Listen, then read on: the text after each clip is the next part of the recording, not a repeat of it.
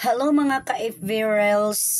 Kumusta po kayo mga ka-Facebook natin dito sa ating social media?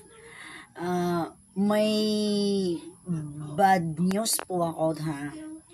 Nakikita ko po kasi po sa sa online, marami pong lumalabas po na part of na hiring po sila, na naghahanap sila ng earn money na yung kung sino yung may gusto, pero yun pala, kadalasan po nandyan po sa social media po, marami pong mga scammer.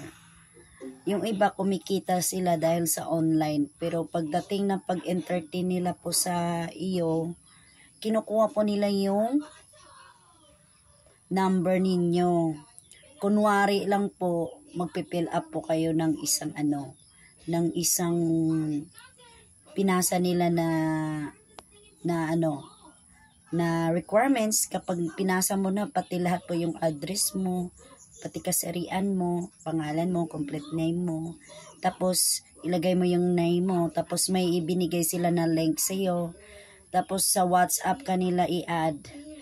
Ngayon, pagkatapos po ng register po, ng pinapagawa po nila sa'yo, ayun agad, naka-register naman, may binibigay po sila ng code, pero hindi po ma-open po pagkatapos po ng register.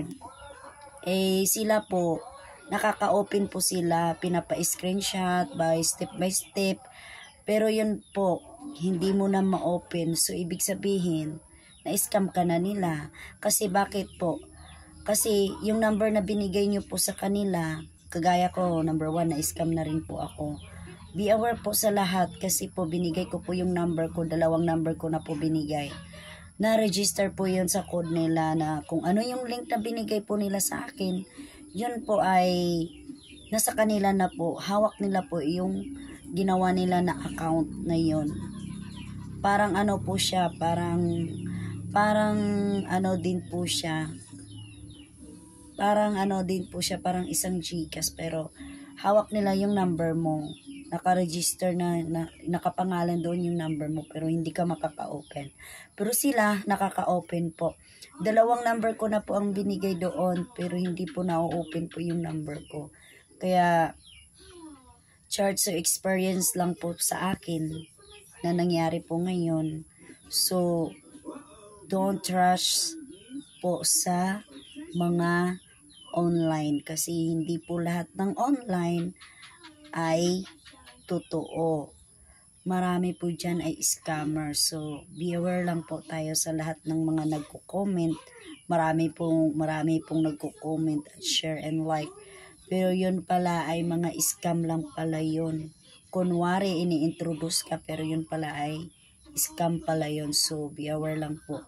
Don't trust po sa mga online na sabi nila need ng hiring na dilitas, lalo na po sa sinasabi nila na platform.